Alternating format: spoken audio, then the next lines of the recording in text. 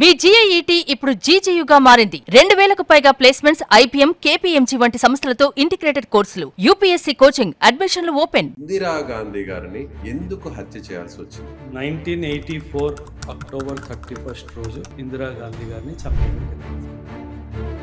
కానీ అదే సంవత్సరం జూన్లో ఆపరేషన్ బ్లూ స్టార్ జరిగింది. అండ్ ఈ ఆపరేషన్ బ్లూ స్టార్ గోల్డెన్ టెంపుల్లో జరిగింది.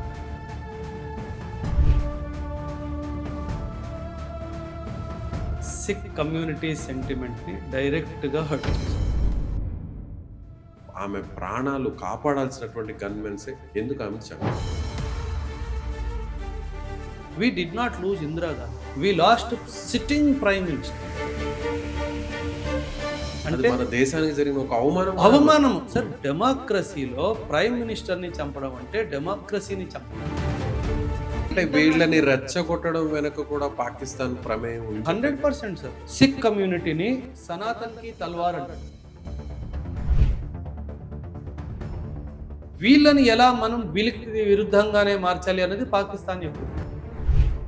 స్ట్రైట్ గా ఒక క్వశ్చన్ సార్, ఒకవేళ ఇందిరాగాంధీ గారు చనిపోకుండా ఉంటే ఏం జరుగుండేది? వ్యక్తిగతంగా చెప్తున్నాను, పార్టీ ఉద్దేశం ఓన్లీ ప్రైమ్ మినిస్టర్ గురించి మాట్లాడుతున్నాను. 1968లో రాని స్థాపించింది, 1971లో పాకిస్తాన్ని ముక్కలు చేసింది, 1975లో సిక్కింని ఇండియాలో చేర్చుకుంది, జేఎన్కేలో జరుగుతున్న బార్డర్ ఇష్యూస్ని కంట్రోల్ చేసింది, నార్త్ ఈస్ట్లో ఇన్సర్జెన్సీని కంట్రోల్ చేసింది. బలూచిస్తాన్ ఎప్పుడో ఇండిపెండెంట్ కంట్రీ. సో ఇందిరాగాంధీ గారు లేని లోటైతే మాత్రం భారతదేశానికి సార్ అలాంటి బోల్డ్ లీడర్ రాలేదు, రారు కాదు. ఈ మాట నాది కాదు, స్వయంగా వాజ్పేయి గారు చెప్పింది. Durgadevi. Wow. Welcome to Suman TV. Iron lady ఈ పేరు చెప్పంగానే ఇప్పటికీ మనకు ఇందిరాగాంధీ గారి పేరు గుర్తొస్తుంది. అలాంటి వీర వనితను ఎందుకు హత్య చేయాల్సి వచ్చింది? ఆమె గన్మెన్సే ఎందుకు ఆమెను చంపాల్సినటువంటి పరిస్థితి వచ్చింది? అసలు ఆపరేషన్ బ్లూ స్టార్ అంటే ఏంటి తెలుసుకునే ప్రయత్నం చేద్దాం. మనతో పాటు ఉన్నారు retired army officer, so major Oberoi academy founder major Oberoi గారు. నమస్తే సార్. నమస్తే సార్. ఇందిరాగాంధీ గారిని ఎందుకు హత్య చేయాల్సి వచ్చింది? ఆమె ప్రాణాలు కాపాడాల్సినటువంటి గన్మెన్సే ఎందుకు ఆమెను చంపారు? 1984 అక్టోబర్ 31 రోజు ఇందిరాగాంధీ గారిని చంపేయడం జరిగింది. కానీ అదే సంవత్సరం జూన్లో ఆపరేషన్ బ్లూ స్టార్ జరిగింది. అండ్ ఈ ఆపరేషన్ బ్లూ స్టార్ గోల్డెన్ టెంపుల్లో జరిగింది. సో ఇది సిక్ కమ్యూనిటీ సెంటిమెంట్ని డైరెక్ట్గా హర్ట్ చేసింది. అండ్ ఈ ఆపరేషన్ బ్లూ స్టార్ స్వర్ణ మందిరం లోపల ఆర్మీ వాళ్ళు ఎంటర్ అయ్యి అక్కడ కాల్పులు చేశారు. దానివల్ల స్వర్ణ మందిరానికి కూడా చాలా హాని జరిగింది. కాబట్టి సిక్ కమ్యూనిటీ సెంటిమెంట్ని హర్ట్ చేసింది. అండ్ ఇన్ఫాక్ట్ సార్, ఈ ఇద్దరు గన్మెన్లు కూడాను తన పర్సనల్ బాడీ గార్డ్స్ ఎవరైతే ఉన్నారో వాళ్ళు కూడా సిక్ కమ్యూనిటీకి చెందిన వాళ్ళు. అప్పుడు ఐబీ కూడా ఇందిరాగాంధీ గారికి చెప్పింది, మేడం మనం ఇంకా 2-3 months అయ్యింది ఆపరేషన్ బ్లూ స్టార్ అయ్యి, అండ్ ఈ ఆపరేషన్ బ్లూ స్టార్లో మనం ఇలా చేసాం కదా, సో మా ఇంటెలిజెన్స్ రిపోర్ట్స్ ప్రకారము వీళ్ళిద్దరిని మీ గన్మెన్ లాగా కంటిన్యూ చేయడం మంచిది కాదు అని చెప్పి ఆ కమ్యూనిటీకి సంబంధించిన వాళ్ళని పెట్టుకోవద్దని చెప్పారు. 100% ఇంటెలిజెన్స్ రిపోర్ట్స్ అఫీషియల్ గా ఉంది that the PMO office was advised not to continue with this particular people as her guns. ఎంతకాలం నుంచి ఆమె దగ్గర పనిచేస్తున్నారు sir? Long time before the operation blue star started. So తనేంటంటే నాకున్న వ్యక్తిగత ఒక అసోసియేషన్ ని నమ్మి ఇంటెలిజెన్స్ రిపోర్ట్స్ ని పక్కన. సో ఇలా చేస్తారా?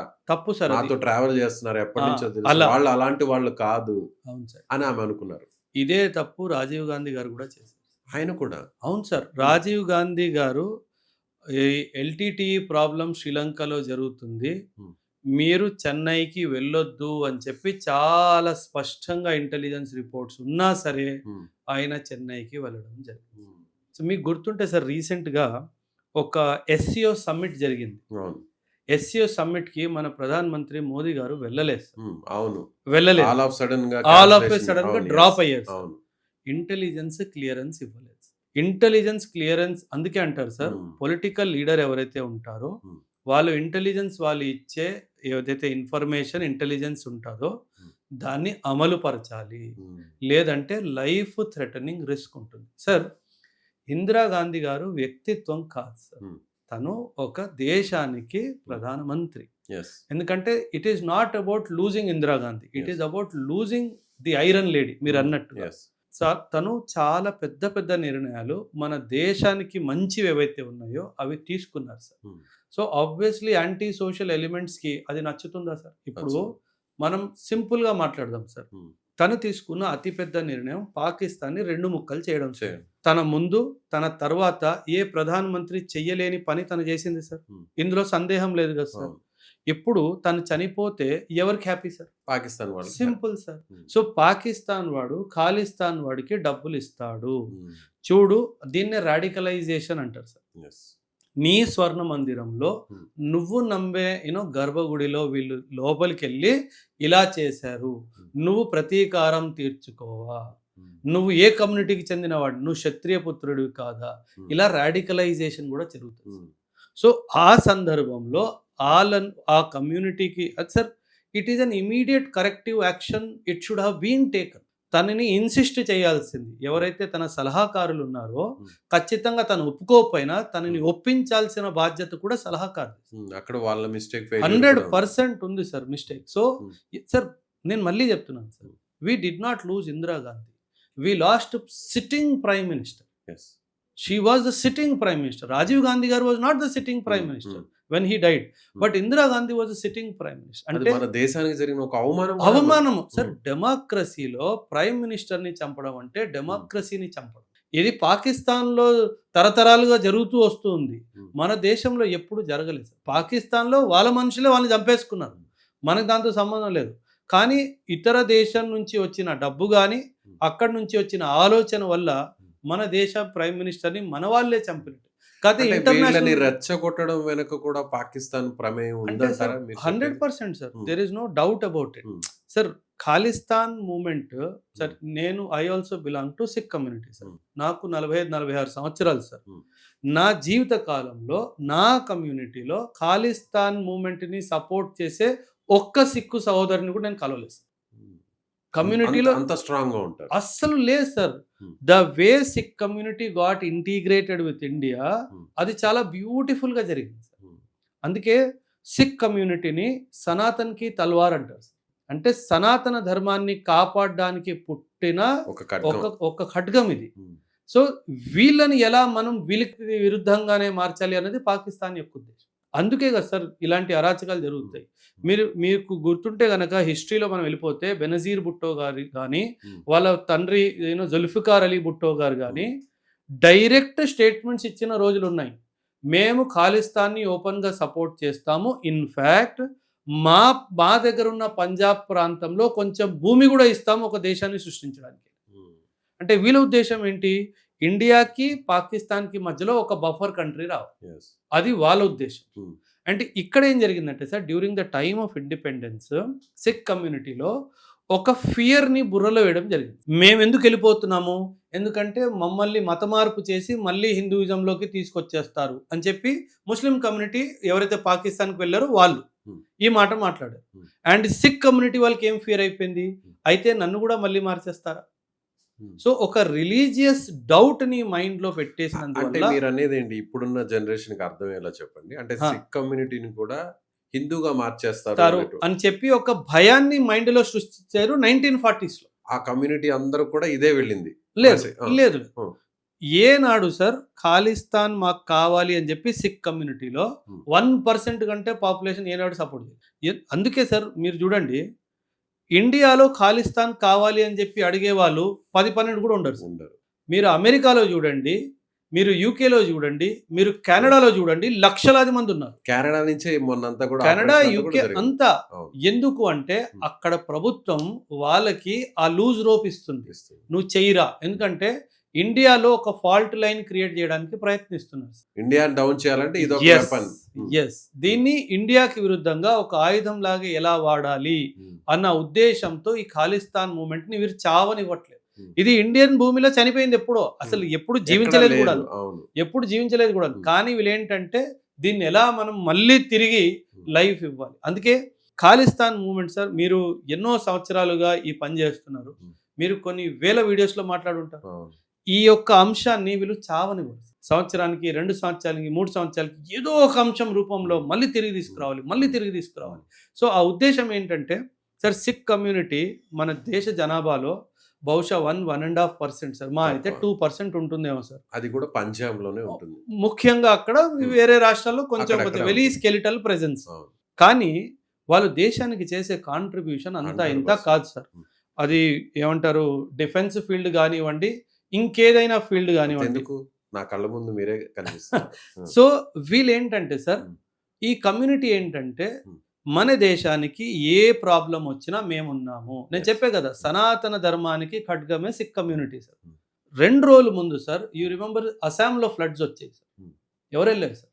Hmm. ప్రభుత్వం వెళ్ళిందా? Hmm. లేదు. Hmm. సిక్ కమ్యూనిటీ వాళ్ళు Hmm. ఎన్ని వేల ట్రక్స్లో, లారీల్లో కావాల్సిన సౌకర్యాలు అన్నీ తీసుకుని వెళ్ళి ఎంత సేవ చేశారు sir. We have done this in the last 300 years of Sikh community existence. ఇది మేము చేసాం సార్. సో పాకిస్తాన్కి ఏంటంటే వీళ్ళు ఉన్నంత వరకు మనం ఇండియాని ఏం చేయలేదు. సో వీళ్ళిద్దరి మధ్యలో గొడవలు సృష్టించాలి, అది వాళ్ళ ఉద్దేశం. సో అందుకే ఇదంతా సిక్ ఫర్ జస్టిస్ ఇవైతే ఆ సంస్థలు ఉన్నాయో, ఇండియాలో వీళ్ళ ఆపరేషన్ బేసిస్ లేవు. వీళ్ళ ఆపరేషన్ బేసిస్ అన్ని బయట ఉన్నాయి. అంటే అంతలా బ్రెయిన్ చేంజ్ అవ్వడానికి సో ఏంటి మెయిన్ రీజన్? అంటే ఆపరేషన్ బ్లూ స్టార్ అక్కడ చేపట్టారు, షూ వేసుకున్నారు, గన్స్ తీసుకొని వెళ్ళి గోల్డెన్ టెంపుల్లో మొత్తం ఇదంతా కూడా అటాక్స్ చేశారు. దాన్ని అడ్డం పెట్టుకొని మొత్తం కమ్యూనిటీని అంతా కూడా చేంజ్ చేసే ప్రయత్నం జరిగింది. కొంచెం ఇందిరాగాంధీ గారు కూడా పెద్ద తప్పు ఉంది సార్. కొంచెం అంటే డీటెయిల్డ్ గా చెప్తాను. ఇప్పుడున్న జనరేషన్ కి ఆపరేషన్ బ్లూ స్టార్ ఎందుకు చేపట్టాల్సి వచ్చింది? సో ఆ కమ్యూనిటీలో ఎందుకు ఇందిరాగాంధీకి వ్యతిరేకంగా చెప్తా. పనిచేయాల్సి వచ్చింది? గన్ మ్యాన్స్ కూడా ఎందుకు వాళ్ళు వాళ్ళ బ్రెయిన్ ని చేంజ్ చేసే పరిస్థితి? చెప్తాను సార్. పంజాబ్లో ఒక పార్టీ ఉంది సార్, దాని పేరు అకాలీదళ్ పార్టీ. చాలా ఫేమస్ పార్టీ, అవును. బిఫోర్ ఇండిపెండెన్స్ అవును, నుంచి ఉంది. అవును. అకాలీదళ్ పార్టీ. కాల్ అంటే సమయం సార్. Hmm. ఆ కాల్ అంటే సమయానికి దాటింది ఆ కాల్ అంటారు. Hmm. సరేనా? అకాలీదళ్ పంజాబ్లో strong hold sir. Hmm. Congress wanted to come to power in Punjab. Punjab దీనికి sir Punjab voters mind set ఏంటంటే, పంజాబ్ ఓటర్స్ని మనం పంథిక్ ఓటర్స్ అంటారు. PINTHIK, పంథిక్ ఓటర్స్ అంటే, పంథిక్ అంటే రిలీజియస్ ఓటర్స్. ఎందుకంటే పాపులేషన్ సిక్ కాబట్టి Hmm. సిక్ లీడర్ ఎవరైతే ఉంటారో they will go for Panthic voting. Hmm. ఎవరైతే మా రిలీజియన్ని కాపాడుతారో, ఆ రిలీజియస్ని డిస్టర్బ్ చేయకుండా ఉంటారో వాళ్ళని మేము తీసుకొస్తాము అన్నది ఒక డైమెన్షన్ ఉంది పంజాబ్ పాలిటిక్స్లో. Hmm. పంజాబ్ పాలిటిక్స్లో ఇవి కాకుండా ఇంకా 2-3 విషయాలు ఉన్నాయి. ఏంటి? పంజాబ్ అంటే పంజ్ అంటే 5, ఆబ్ అంటే వాటర్ సార్. Hmm. పంజాబ్ అంటే 5 నదులు ప్రవహించే ఒక రాష్ట్రం. Hmm. ఇది పంజాబ్ మీనింగ్ సార్. Hmm.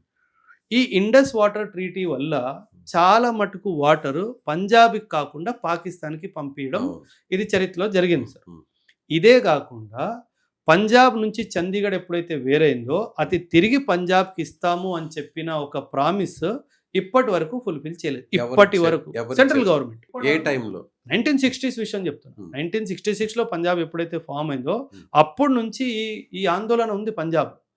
ఇదే కాదు, ఇందిరాగాంధీ కెనాల్ అని చెప్పి ఒక కెనాల్ని సృష్టించి ఆల్రెడీ వాటర్ స్కేర్స్ ఉన్న స్టేట్ నుంచి రాజస్థాన్కి మళ్లించడం జరిగింది. ఇదొక అండర్లైనింగ్ ప్రాబ్లం ఉంది. ఇంకో ప్రాబ్లం ఏంటంటే, పంజాబ్ నుంచి పలు ప్రాంతాలు ఏవైతే హిందీ స్పీకింగ్ హెవీ ప్రాంతాలు ఉన్నాయో వాటిని హిమాచల్ ప్రదేశ్కి, ఉత్తరప్రదేశ్కి కొన్ని భాగాలు ఇవ్వడం జరిగింది. సో పంజాబ్ పాలిటిక్స్ అంతా రివాల్వ్ అయ్యేది ఈ 4-5 అంశాలు వెనక. సో ఇందిరాగాంధీ గారు ఏం చేశారు, నాకు పంథిక్ ఓటర్స్ అక్కడ ఉన్నారు కాబట్టి, అంటే రిలీజన్కి సంబంధించి ఓట్లు వేసే వాళ్ళు ఉన్నారు కాబట్టి, ఆ రిలీజన్ బేస్ నుంచి ఒక మనిషిని తీసుకొని వచ్చి లీడర్ చేయాలి, కాంగ్రెస్ లీడర్ లాగా చూపించాలి. అక్కడ పట్టుకున్నారు జర్నైల్ సింగ్ భింద్రావాలే అని చెప్పి. ఆయన ఒక టక్సాల్ నడిపించేవారు. టక్సాల్ అంటే అక్కడ రిలీజియస్ ప్రీచింగ్స్ జరుగుతాయి. సో దాన్ని టక్సాల్ అంటారు సార్. దమ్దమీ టక్సాల్ అని చెప్పేసి ఒక టక్సాల్ అని నడిపించేవారు. అండ్ ఆయనకి చాలా మంచి ఫాలోయింగ్ ఉండేది పంజాబీ రిలీజన్. సో ఆయనని పోస్టర్ బాయ్ ఆఫ్ కాంగ్రెస్ అని చెప్పేసి కాంగ్రెస్ వాళ్ళు పైకి లేపడం జరిగింది సార్. అండ్ ఆయనకి డబ్బు ఇవ్వడం కానీ, ఈ కొన్ని విషయాల్లో ఆయుధాలు ఇచ్చి అరాచకం చేయాలి. ఎందుకంటే అకాలీదళ్ పార్టీ ఉంది, అరాచకం జరిగితే ఎవరు బాధ్యత? అకాలీదళ్ బాధ్యత. సో ఆయనకి డబ్బు ఇచ్చి, ఆయుధాలు ఇచ్చి, కొన్ని అరాచకాలు నువ్వు చెయ్యి అని చెప్పి ఇందిరాగాంధీ గారు 1970s చెప్పడం జరిగింది. ఓహో! ఇంత చేశారా? చాలా చరిత్ర ఉంది సార్, ఇదంతా చాలా చరిత్ర ఉంది. హ్మ్. కానీ అంటే ఎలా అయినా సరే పంజాబ్‌లో పవర్‌లోకి రావాలి. అకాలీదళని తొక్కి రావాలి. అందుకోసం ఇలాంటి తెర వెనుక ఈ ప్రయత్నాలు కూడా అన్నీ చేసినా చేయాలి. పొరపాటు లేదు అనుకున్నారామె. సార్ ఒక టైం ఎలా ఉండేదంటే హ్మ్. జర్నైల్ సింగ్ భింద్రావాలే డైరెక్ట్గా ప్రైమ్ మినిస్టర్కి ప్రెసిడెంట్కి ఫోన్ చేసేవాడు. హ్మ్. ఇప్పుడు నేను ఈ ఫోన్ తీసుకొని సార్ నేను మోదీకి ఫోన్ చేయనని మీకు చెప్తే హ్మ్. మీకు నా మీద ఎంత నమ్మకం గౌరవం ఇదంతా వస్తుంది. హ్మ్. సో తను అలా చేసేవాడు అనమాట. తన చుట్టూ ఉన్న లీడర్స్ అందరూ కూడా ఓహో! తనకి ఇంత ర్యాపో ఉంది. డైరెక్ట్ ఇందిరాగాంధీతోనే తనకు అంత అటాచ్‌మెంట్ ఉంది అని ఈయన నమ్మడం స్టార్ట్ చేసేవాడు. ప్రెసిడెంట్ జ్ఞాని జైల్ సింగ్ హ్మ్. Direct connection to him. 1975 వచ్చేసరికి Hmm. ఎమర్జెన్సీ పీరియడ్ జరిగింది సెంట్రల్. Hmm. ఇందిరాగాంధీ గారు అక్కడ బిజీ అయిపోయారు. Oh. ఈయన వదిలేయడం జరిగింది. Hmm. అర్ధాంతరంగా ఈయనను వదిలేయడం జరిగింది. Hmm. అప్పుడు ఏం జరిగింది, ఈయన వెళ్ళి మళ్ళీ అకాలీదళంలో కూర్చోవడం జరిగింది. పార్టీ మారిపోయారు. మారిపోయాడు, కాంగ్రెస్ నుంచి అకాలీదళకి వెళ్ళిపోయాడు. Hmm. సో ఈ జరగడం వల్ల ఇప్పుడు ఇందిరాగాంధీ గారికి అర్థం కాదు, అరే నేను సృష్టించిన ఒక ఆయుధము Hmm. నాకే ఎదురు తిరుగుతుంది అని ఒక ఆలోచన వచ్చింది. ఇంక ఇప్పుడు సార్ ఒకసారి మనం ఒక రాక్షసుడిని సృష్టించిన తర్వాత రాక్షసుడిని మనం కంట్రోల్ చెయ్యలేము. Once a monster is created you cannot control the monster. ఆయన ఏం చేశాడు, తీసుకెళ్ళి అకాలీదళలో కూర్చున్నాడు. ఆ ఫాలోవర్స్ అందరినీ తీసుకెళ్ళి అకాలీదళలో కూర్చున్నాడు. అండ్ అదే టైంలో సార్ కొన్ని విషయాలు జరిగాయి సార్. కొన్ని విషయాలు ఏంటంటే ఈ ఖాలిస్తాన్ మూమెంట్ ఎక్కువ స్ప్రెడ్ అవడం వల్ల ఎవరైతే సిక్ కమ్యూనిటీ వాళ్ళు యూత్ ఎవరైతే ఆర్మీలో ఉన్నారో వాళ్ళ ఆర్మీ నుంచి వదిలేసి పారిపోయి వచ్చి జర్నైల్ సింగ్ భింద్రావాలేని జాయిన్ అవ్వడం జరిగింది. అతను వెంట నడవడం, ఆయన వెంట నడవడం, ఈ అల్లర్లు సృష్టించడానికి ఆయనను సపోర్ట్ చేయడానికి ఆ ఉద్దేశంతో. అండ్ అందులో అతి ముఖ్యంగా ఒక జనరల్ ఉండేవాడు బేగ్ అని చెప్పేసి, జనరల్ బేగ్ మన ఇండియాలో. ఆయనని పదవిలోంచి తీయడం జరిగింది కరప్షన్ ఛార్జెస్ మీద. కానీ కరప్షన్ లేదు, అది తేలిపోయిన తర్వాత సివిల్ కోర్టులో కూడా తను కరప్షన్ చేయలేదు అని తేలిపోయింది. ఎందుకు తీశారు? సమ్ ప్రమోషనల్ ఇష్యూస్ మీద ఆయన్ని కరప్షన్ నుంచి తీసేయడం జరిగింది. అది ఎక్కడ కూడా ప్రైమ్ మినిస్టర్ కి దానికి సంబంధం లేదు. కరప్షన్ డిపార్ట్మెంటల్ రైవలరీ మీద కరప్షన్ చార్జెస్ తో ఆయన తీయడం జరిగింది. కానీ ప్రభుత్వం నేను ఇంత నిజాయితీగా దేశానికి సర్వీస్ చేయనా ఏం చేయలేదు అని చెప్పేసి ఆయనకి ప్రభుత్వం మీద కోపం ఏర్పడింది, వ్యతిరేకత స్టార్ట్ అయింది. వ్యతిరేకత. ఆయన వెళ్ళి జర్నైల్ సింగ్ భింద్రావాలని జాయిన్. ఈయన కూడా అక్కడ జాయిన్ అయ్యాడు. ఒక జనరల్ బయటకు వచ్చేసి బయటకు వచ్చేసి డిస్మిస్ అయ్యాడు. అండ్ ఏంటి ఆయన రిటైర్ అయ్యే రోజు. సో ఆయన దీనిని ఒక హార్ట్ లో తీసుకొని నేను ఈయనని సపోర్ట్ చేస్తాను, I will stand an army against Indira Gandhi అని చెప్పేసి స్వర్ణ మందిరంలో ఒక మిలిటరీ ఫోర్ట్ లాగా మొత్తం తయారు. ఇదంతా వీళ్ళు డిప్లొమాటిక్ గా మాట్లాడి చేద్దాం అని చేస్తూ 5-6 సంవత్సరాలు. అంటే జస్ట్ లైక్ ఈ వీళ్ళు కూడా ఒక మిలిటెంట్స్ లాగా మారిపోయారు. దేశానికి వ్యతిరేకంగా, ప్రైమ్ మినిస్టర్ కి ఇందిరాగాంధీకి వ్యతిరేకంగా. అంటే ఆమెను చంపాలని లక్ష్యమా ఏంటి వాళ్ళ లక్ష్యం? వాళ్ళ లక్ష్యం ఏంటంటే మాకు ఈ ప్రభుత్వం వద్దు, ప్రభుత్వాన్ని దింపేయాలి. Akali Dal should come out of power. Join ఆయనతో అయ్యాడు, కానీ నేను ప్రభుత్వాన్ని కదా. కానీ ఇందిరాగాంధీ ఒప్పుకుంటుంది సార్. ఐరన్ లేడీ 1968లో రాని స్థాపించింది, 1971లో పాకిస్తాన్ని ముక్కలు చేసింది, 1975లో సిక్కింని ఇండియాలో తెర్చుకుంది, జేఎన్కేలో జరుగుతున్న బార్డర్ ఇష్యూస్ ని కంట్రోల్ చేసింది, నార్త్ ఈస్ట్ లో ఇన్సర్జెన్సీని కంట్రోల్ చేసింది. వీళ్ళకి అవుతుందా సార్ సమస్య? So she ordered for military action. So వాళ్ళందరినీ కూడా ఫినిష్ చేయాలని ఒక డిసైడ్ చేస్తారు. అందుకే ఆపరేషన్ బ్లూ స్టార్ అనే పేరు. సో అప్పుడు ఆ బ్లూ స్టార్ లో చాలా అక్కడ ఉన్న వాళ్ళందరినీ కూడా ఆల్మోస్ట్ అందరినీ హతమార్చడం జరిగింది. ఆ తర్వాత అంటే వాళ్ళు ఈ స్వర్ణ దేవాలయాన్ని ఎందుకు ఎంచుకున్నారు? ఎందుకంటే వాళ్ళకి తెలుసు military will not enter the golden temple. అది రూల్ అంటే కమ్యూనల్ గా అక్కడ లోపలికి ఎవరు రాకూడదు ఆ టెంపుల్ లోకి. ఎక్కడైనా ఏ టెంపుల్ లో అయినా సార్ ఒక ప్రభుత్వము టెంపుల్లో ఆర్మీని పంపించింది అంటే కమ్యూనల్ వైలెన్స్ అయిపోతుంది కదా. 100%. సో సేఫెస్ట్ ప్లేస్ మనకి టెంపుల్. కానీ ఇక్కడ చాలా ఇంటెలిజెన్స్ రోల్ కూడా చాలా బాగా బ్యూటిఫుల్ గా అజిత్ దోవల్ గారు కానీ వాళ్ళ టీం కానీ ప్లే చేయడం జరిగింది. అప్పుడు అజిత్ దోవల్ గారి పాత్ర ఏంటి అందులో? చాలా పెద్ద పాత్ర sir. He acted as a rickshaw puller out side the golden temple.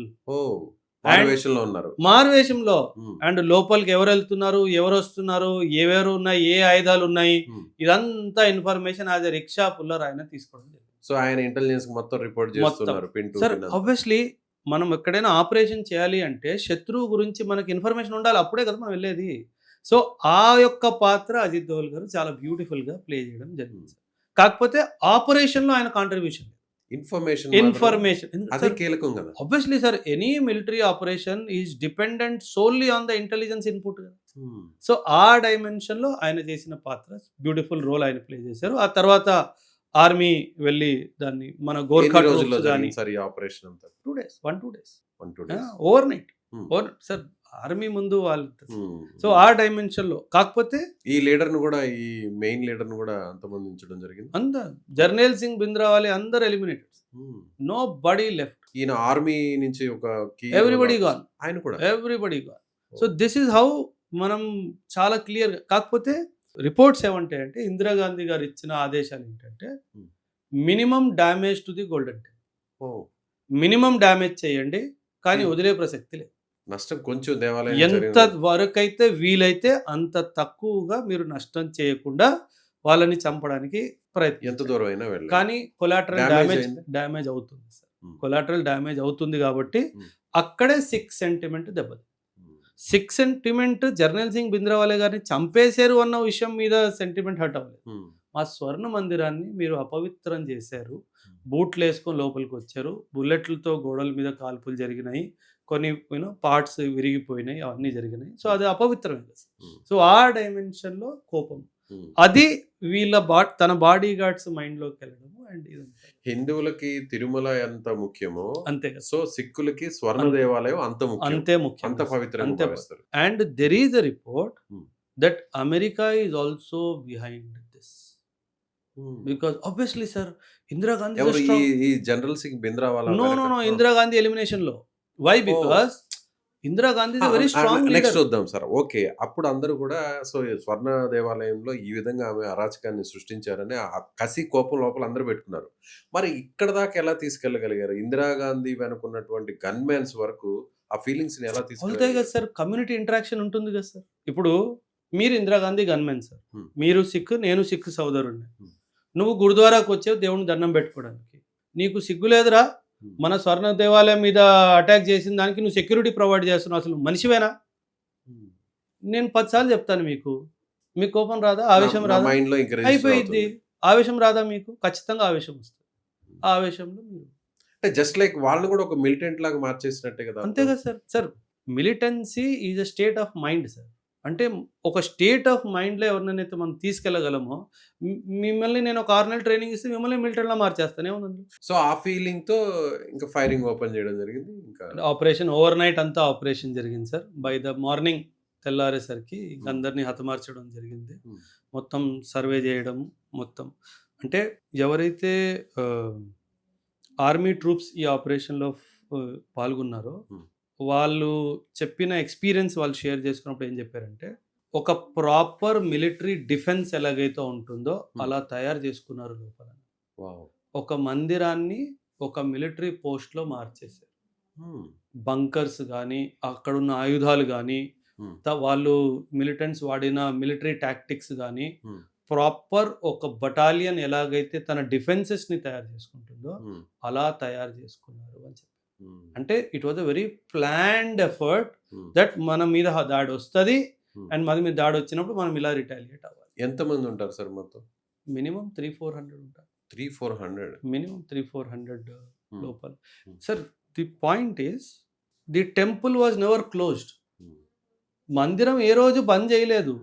ఇవి ప్యారలల్గా నడుస్తున్నాయి, జనాలు వస్తూ ఉన్నారు, పోతా ఉన్నారు. సో దాట్ మందిరం మూసేస్తే 100% అవుట్ వచ్చేస్తుంది. 100%.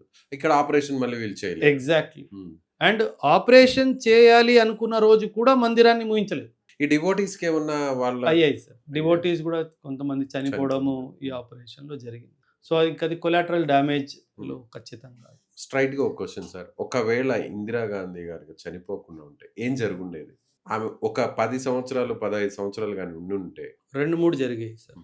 బలూచిస్తాన్ ఎప్పుడో ఇండిపెండెంట్ కంట్రీ అయిపోయింది 100%. ఇప్పటి వరకు వచ్చిండేది కాదు. బలూచిస్తాన్, సింధ్ 2 జరిగిపోయేది సార్. చైనా మనల్ని దాటి ఇంత ముందు వెళ్ళలేకపోయేది 100%. ఇది గ్యారెంటీ. కానీ ఈ విధంగా కాకపోతే పాకిస్తాన్ కానీ అమెరికా వాడు కానీ ఇంకేదైనా విధంగా కూడా ఇందిరాగాంధీని హతమార్చే అవకాశం ఖచ్చితంగా. సో ఎలాగైతే లాల్ బహదూర్ శాస్త్రి గారిని వీళ్ళు హతమార్చారో అందరు కలిసి ఏదో ఒక ఫారిన్ ట్రిప్లో కానీ. ఎందుకంటే సార్ ఇందిరాగాంధీ గారు ఏంటంటే తను ఈక్వాలిటీ కోరుకుంటుంది. నేను వరల్డ్ లార్జెస్ట్ డెమోక్రసీకి నేను ప్రైమ్ మినిస్టర్ని, I deserve a respectable position in international relations అన్నది తన ఆలోచన. మన దేశ ప్రధానమంత్రి మొట్టమొదటిసారిగా ఈక్వల్ ట్రీట్మెంట్ ఆన్ ఇంటర్నేషనల్ ప్లాట్ఫామ్లో కోరుకున్నది ఇందిరాగాంధీ గారే. ఫస్ట్ ఇది అమెరికాకి నచ్చలేదు. ప్రెసిడెంట్ రిచర్డ్ నిక్సన్ ఆయనకి తన వ్యవహారం నచ్చలేదు. నువ్వు నేను సరి సమానం ఏంటి అన్న ఆలోచన అయింది, నీకు నేను తక్కువ ఏంటి అన్న ఆలోచన తనది. సో అక్కడ రైవలరీ స్టార్ట్ అయింది, ఐడియాలజికల్ రైవలరీ. అండ్ 71లో ఎప్పుడైతే పాకిస్తాన్ని 2 ముక్కలు చేయడం జరిగిందో ఇందిరాగాంధీ గారు వరల్డ్కి ఒక మెసేజ్ ఇచ్చారు సార్. ఏమని? నేను నా ట్రూప్స్ని ఎక్కడైనా పంపించి ప్రాబ్లమ్స్ని సాల్వ్ చెయ్యగలను. ఎలాగైతే బంగ్లాదేశ్ని సృష్టించానో మీ దగ్గర ప్రాబ్లమ్స్ ఉన్నా నాకు చెప్పండి అంటే తను తన స్టేచర్ని నేషనల్ లీడర్స్ నుంచి ఇంటర్నేషనల్ స్టేట్స్మెన్ లాగా మారుస్తుంది. అమెరికాకి థ్రెట్ ఉంది, ఎందుకంటే ఈ పని సూపర్ పవర్గా చేయాల్సింది. అంటే ఇండియా ఒక వైపు ఎకనామికల్గా వీక్ ఉన్నా సరే మిలిటరీలకి స్ట్రాంగ్ ఉంది కాబట్టి ఇలా మంచి స్ట్రాంగ్ లీడర్ ఉంటే వీళ్ళు ఏమైనా సాధించేస్తారన్న భయము అమెరికాకు ఉంది కాబట్టి ఇందిరాగాంధీ గారిని ఎలిమినేట్ చేయాలి. ఓకే, ఈస్ట్ పాకిస్తాన్ బంగ్లాదేశ్గా మారిపోయింది. సో బెలూచిస్తాన్ కూడా సపరేట్ అయి ఉండేది. పిఓకే కూడా కంట్రోల్లోకి వచ్చి ఉండేదా? 110%. ఓ ఎలా ఎలా అంటే sir one more operation definite sir. In fact 1971 తర్వాతనే 71 అండ్ 74 మధ్యలోనే ఇది జరగాల్సింది. 71-74 మధ్యలోనే జరగాల్సింది. కానీ మనం అంత వెపన్స్ పరంగా ఆర్మీ పరంగా అంత బలం లేదు కదా. ఇవాళ మనం చాలా పాకిస్తాన్ కోసం కావాల్సింది అయితే ఉంది సార్. పాకిస్తాన్ వెనక అమెరికా ఉంది, ఉండొచ్చు. మన వెనక రష్యా ఉంది. 71లో అమెరికా వచ్చిందా? రాలేదు. 65లో అమెరికా వచ్చిందా? రాలేదు. 47-48లో అమెరికా వచ్చిందా? రాలేదు, రాదు కూడా. సో ఆ భయం ఇందిరాగాంధీకి లేదు సార్. 71లో క్లారిటీ వచ్చేసింది, వాళ్ళు రారు, వస్తే ఇటువైపు నుంచి రష్యా వస్తాడన్న క్లారిటీ ఇందిరాగాంధీకి ఉంది. ఆ బ్రాకెట్ మనకి 3 సంవత్సరాలు దొరికింది సార్, 71 to 74. ఎందుకంటే 74లో మనం న్యూక్లియర్ వెపన్ తయారు చేసుకున్నాం. న్యూక్లియర్ వెపన్ మనం తయారు చేసుకున్న వెంటనే వాడు తయారు చేసుకున్నాడు, వాడు తయారు చేసుకోలేదు, వాడికి ఇవ్వబడ్డాడు.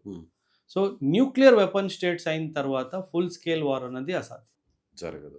సో ఆ 3-4 ఇయర్స్ బ్రాకెట్లోనే మనకి పిఓకే వచ్చే ఒక స్వర్ణ అవకాశం. కాకపోతే అగైన్ ఇప్పుడు ఎలాగైతే అరాచకం చేయడానికి ప్రయత్నించారో జంతర్ మంతర్ ఈ నాశనం అంతా, అదే విధంగా అప్పట్లో కూడా ఇందిరాగాంధీ పరిపాలన డెమోక్రటిక్ కాదు అనే ఒక అంశం తీసుకొని వచ్చి పొలిటికల్ స్థిరత్వాన్ని డిస్టర్బ్ చేయడానికి ప్రయత్నం. సో ఇందిరాగాంధీ గారు లేని లోటు అయితే మాత్రం భారతదేశానికి ఉంది 100%. సార్ వ్యక్తిగతంగా చెప్తున్నాను, పార్టీ ఉద్దేశంతో కాదు సార్. ఓన్లీ ప్రైమ్ మినిస్టర్ గురించి మాట్లాడుతున్నాను. అలాంటి బోల్డ్ లీడర్ రాలేదు, రాబోరు. ఈ మాట నాది కాదు, స్వయంగా వాజ్పేయి గారు చెప్పిన మాట. దుర్గాదేవి అంటే దుర్గాదేవి తన స్వరూపంలో వచ్చిన తర్వాత ఎవ్వడు ఆపలేదు. ఆ ధైర్యం తనకే ఉంది, ఇంకెవ్వరికి ఆ ధైర్యం రాలేదు. ఇలాంటి కండిషన్స్ లో అలాంటి లీడర్ ఉంటే మరి ఇంకా దేశం ఎలా ఉండేది? సూపర్ సార్, భలే ఉండేది. ఈ టైంలో కానీ ఇందిరాగాంధీ గారు ఉంటే మాత్రము. అండ్ చూడండి సార్, ఆర్థికంగా వీక్ ఉన్నాం, ఎవరి సపోర్ట్ లేదు, అయినా ఇంత డేరింగ్ చేసాము. ఇప్పుడు ఆర్థికంగా స్ట్రాంగ్ ఉన్నాము, డిప్లొమాటిక్ గా స్ట్రాంగ్ ఉన్నాము, దేశం అంటే పేరుంది ప్రతి చోటు. ఇప్పుడు అలాంటి లీడర్ వస్తే మనల్ని ఎవడ ఆపుతారు? అసలు అమెరికా ఈ ట్రంప్ గింపు వీళ్ళందరూ అసలు ఎక్కడ కనిపించేవాళ్ళు కాదేమో మన దేశం వైపు చూడాలంటే. అదే అంటే కొన్ని తప్పులు జరిగాయి. ఏంటంటే అది పదవిలో ఉండడానికి, పవర్ని హోల్డ్ పెట్టుకోవడానికి కొన్ని తప్పులు కూడా జరిగాయి, అందులో సందేహం లేదు. వ్యక్తిగతంగా చెప్తాను. సో అదే ఆపరేషన్ బ్లూ స్టార్, అదే బ్లూ స్టార్ కి దారి తీసింది, తన పతనానికి కూడా అదే దారి. రైట్ సార్, చాలా చక్కని ఇన్ఫర్మేషన్. ఇప్పుడున్న ఈ జనరేషన్ కి ఆ టైంలో జరిగిన ఇష్యూస్ తెలియదు. ముఖ్యంగా ఇందిరాగాంధీ గారి గురించి మీరు చెప్తుంటే కళ్ళ ముందు కనిపిస్తుంది. అలాంటి వ్యక్తిని కోల్పోవడం నిజంగా మన దురదృష్టం. Thank you sir. Thank you. So చూసారుగా, powerful lady, iron lady Indira Gandhi గారి గురించి ఎన్నో తెలియని విషయాలు చాలా చాలా ఉన్నాయి. సో మళ్ళీ ఇంకొక ఎపిసోడ్లో ఇందిరాగాంధీ గారి గురించి మళ్ళీ మరిన్ని విషయాలు తెలుసుకునే ప్రయత్నం చేద్దాం. సో, ఓబరాయ్ గారు చెప్పినటువంటి విషయాలన్నిటిని మీరు ఏకీభవిస్తున్నారా? సో, మీ ఒపీనియన్ ఏంటి? కామెంట్ బాక్స్‌లో తెలియజేయండి. Thank you.